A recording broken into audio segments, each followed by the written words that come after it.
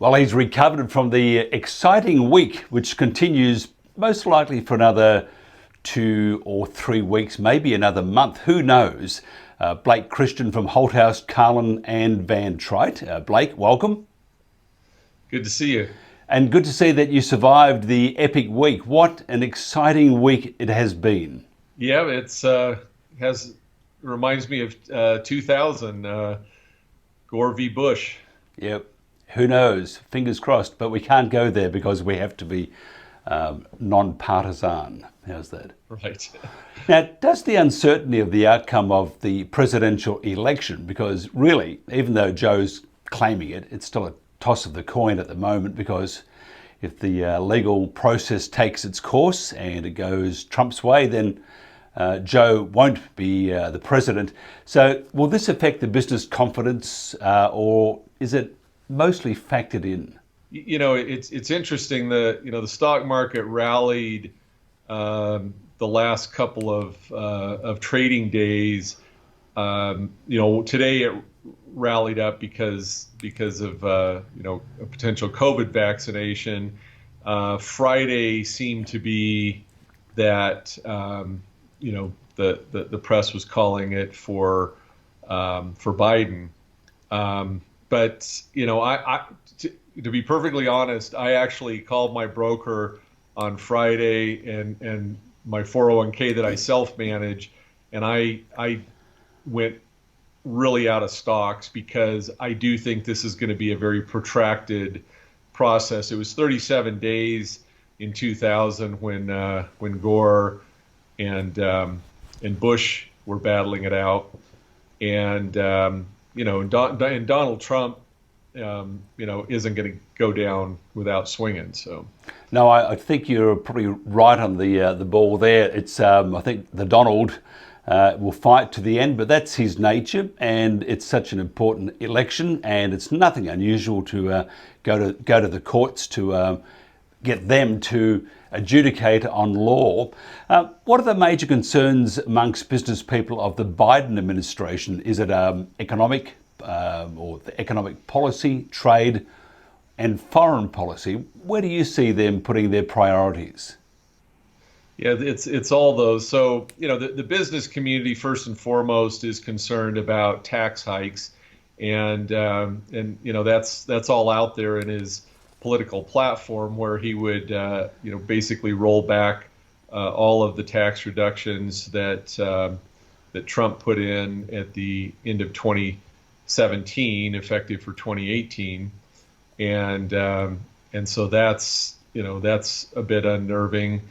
And then, foreign policy is probably the second biggest concern, that he may unravel some of the Mideast peace progress that we've made, or the Trump administration has made. There's a lot of talk about him lightening up on Iran, and if he does that, then kind of the whole Middle East starts looking a lot less stable. So those are probably the two big ones. And then it's just it's kind of the whole tax and spend worry of an administration like his, and I don't think we've seen an administration like could potentially evolve out of this campaign. It's not going to be him calling the shots either. You've got so many different groups behind him besides Kamala, or as Kamala says, sometimes it's Kamala with a southern twang. And it does that to you when, I suppose, you tour the country sprouting your policies. Your accent's going to change, and now she's developed this southern accent. So anyway, right. maybe Kentucky had an effect on it. But you've got all these... Hillary trained her on that, I think. I think she did, but we can't go there because, well, we're talking just things down the middle. Taxation, okay? That's what we have to do, talk taxation. If Joe Biden does, though, before I get into that, all the other factions behind Joe, you've got the AOC, you've got basically all the minorities behind him. You've got all the do-gooders behind him. You've got those that want to change the face of America. At the end of the day, who's going to be pulling the strings the most? I think he's gonna try and be a little more down the middle. I think I do think he has a desire to to kind of heal some of the divide between the parties. So but the far left, the AOCs, the Bernies of the world or of his party. They've got a pretty strong coalition behind them, and so I think if he tries to ignore them completely, I think I think the voters are going to be screaming at him. So I think he's going to start off kind of down the middle, be somewhat moderate, but as the 4 years progresses, I think we're going to see his administration move further and further left. And less reliance on your own energy sources, because unless you believe in wind energy, and it's unless you've got a breeze coming along, it doesn't do a whole lot of good. And at the end of the day, it's more expensive than what you have at the moment. So I see the problem being not Joe Biden. I don't see Joe Biden being there for more than 6 months at tops. I see Kamala running the country, and she uses California as part of her platform of success. And if we look at California, probably California, beach, sunshine, bit of fog around Santa Monica, and success. There's something that doesn't go hand in hand. Maybe it's the word success. Yeah. So, I think you're dead on that. It'll be a whole different ball game if she takes that seat. I think he'll be in there a little longer than 6 months, but I don't give him. I think he'll be gone by year end for one reason or another. Year end 2021. There's also the continuing investigation into Hunter Biden, and who knows where that will go. Of course, Joe doesn't know any of Hunter's business associates and all those scurrilous emails that are floating around, saying that he does. I think that's just despicable. And the photo of Joe with his business associates, again, is despicable. How dare they have evidence such as that? Anyway, I can't help it. I'm really grumpy at the moment about the what's happening to America. Okay, just say Joe rolls back some of the tax cuts that Trump implemented. How long do you think this will take, and do you think this might be blocked or can be blocked?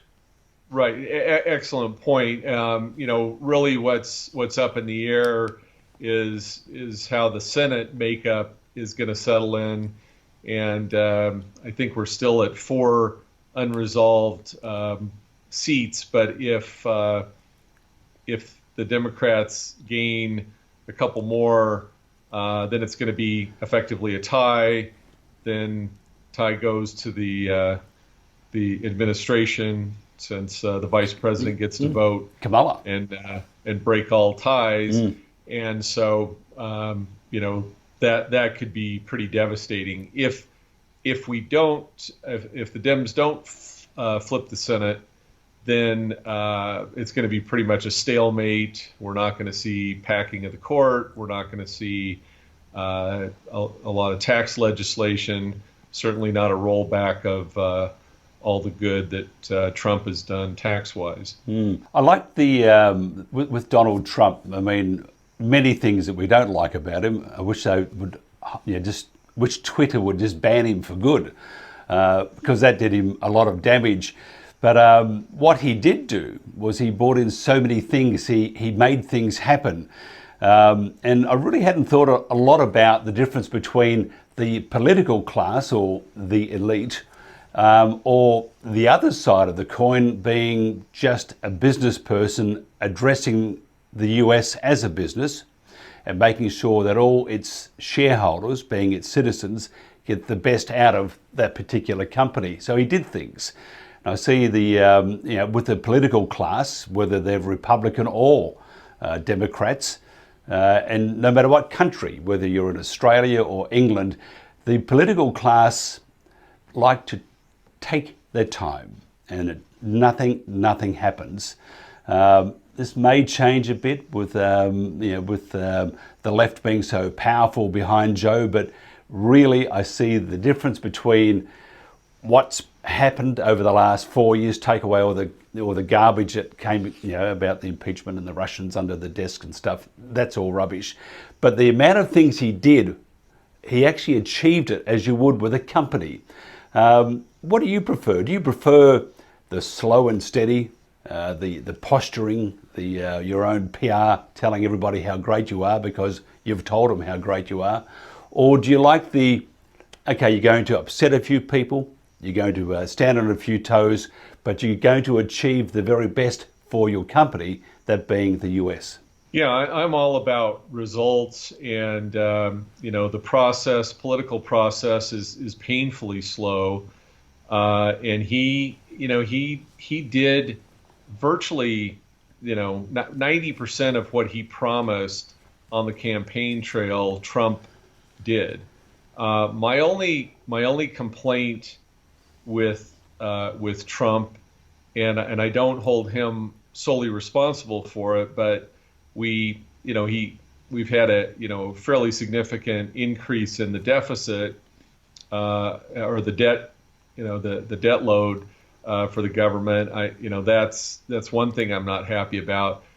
But I mean, just his effectiveness is incredible. And I may have said this in another session, but I always draw the analogy to Steve Jobs and Apple. Steve Jobs was not the nicest guy in the world. I mean, people were not crazy about working for him. He got fired from Apple. He went away for many years and then came back. They begged him to come back, but he got that job back, and he was there to begin with because he's effective. He's a visionary. He got things done, and he made the shareholders a lot of money. And I think you can draw a lot of analogies to Trump, that not a nice guy at times. You don't want to be on the wrong side of him. Maybe take away Twitter, but he needed Twitter to get his word out too. But I mean, he was effective.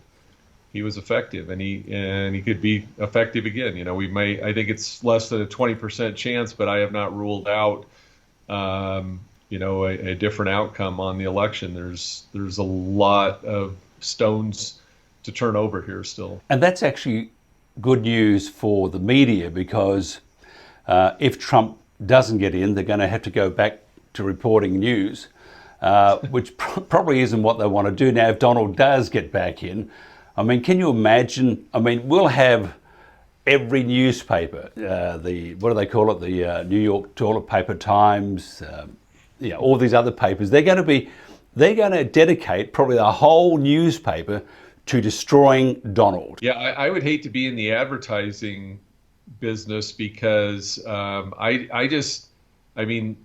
news cycle is going to be really boring without Trump. But I think that for the first 6 months, they'll beat him up for the next 6 months. But then after that, what are they going to have to report?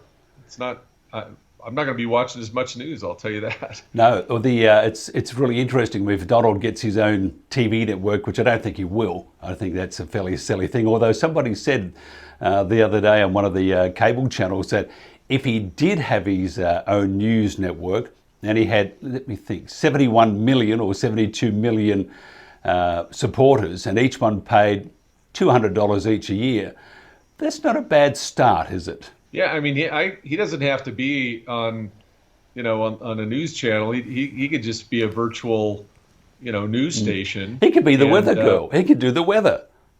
And you know what? 50% of the people that would sign up for that service would be his detractors, because they would want to hear everything that he said so they could beat him up on it. A great business model. 70 million Americans that love Donald, maybe 35 million that don't like him. I mean, that's a great business model. You don't have to do much else. And he could be the weather girl. He could read the news. It could be the Donald the Donald show by himself. I mean, he could just employ himself, pay him a big pay packet, and he could really get the wooden spoon out and create some interest. Back to being sensible here,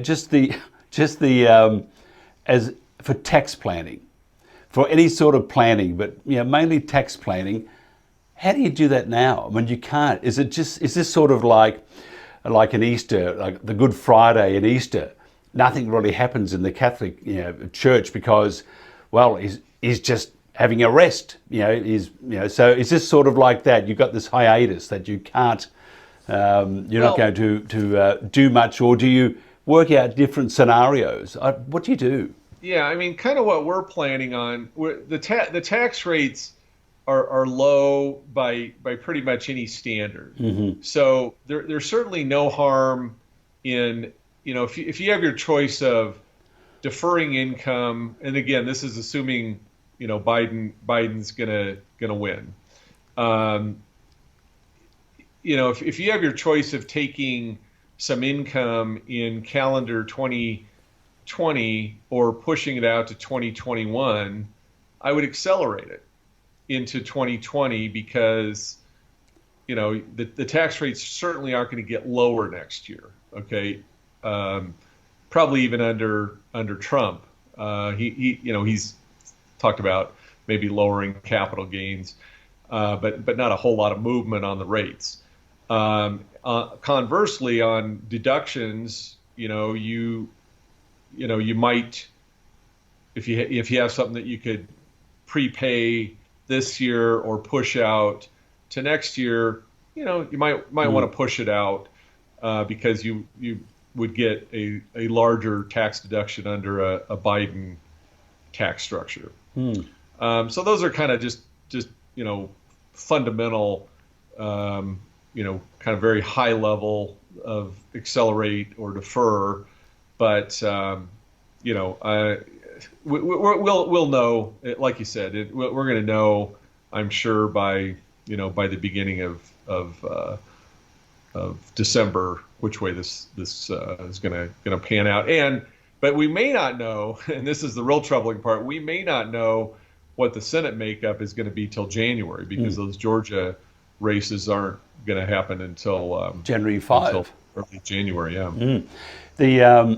It's all very interesting. I think remember when Donald was saying that this vaccine's coming out, and Joe says we have this terrible winter, this miserable winter coming up, and dark winter. Dark. That's right, very dark. Anyway, happened to turn on the television this morning, and there was a story about, I think it's Pfizer, and they've got this vaccine, which everybody said he was talking rubbish, and guess what? He was talking absolute sense, this vaccine, even though it's only 90%. But I see Governor Cuomo in New York saying that he may not yet release it to the people of New York because he thinks that Donald will still be president. This is if Joe gets in, because Donald can't really organise a schedule to administer the vaccine. So he says we might have to wait until Joe gets in before we allow New Yorkers to actually have that vaccine, which is,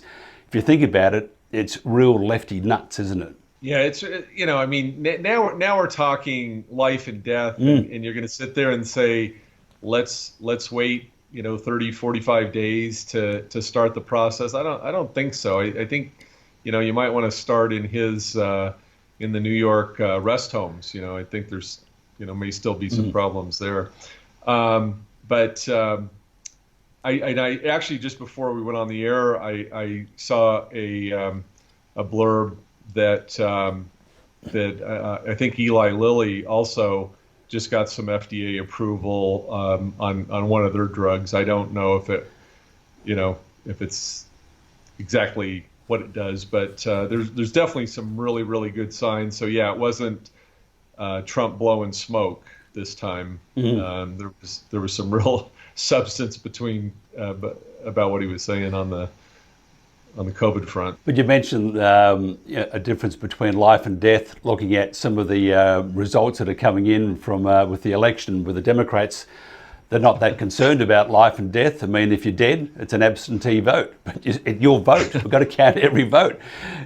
So it's bizarre to say the least, and it's something that it's making the world have a look at the US, and we still can't work out why this convoluted maze of information that's just bouncing around, some right, some bad, and normally you think with a federal election, most places around the world, you know the result probably by midnight, and that you have one agency looking after it, and that you don't have these counties, because somebody once said it's not just a federal election, it's an election for several thousand different counties. So maybe the first thing they need to do, whether it's Joe Biden or Donald Trump, is to make sure this never, ever, ever happens again, because it doesn't look good, does it? Right. And I hear actually they're sending some poll counters and observers from North Korea and Putin's volunteering some people, and even Venezuela. So I think we'll get this all sorted out. I think so, and I think the system that they have, the counting system from Venezuela, or used in Venezuela, it's worked to a real treat, and it's fabulous. And if any country, as you mentioned, whether Putin, Iran, North Korea, want to get hold of this, probably just contact the White House for references and the right contact details. Blake, thank you very much. Next week we'll have a much more reserved conversation, and talk to you then.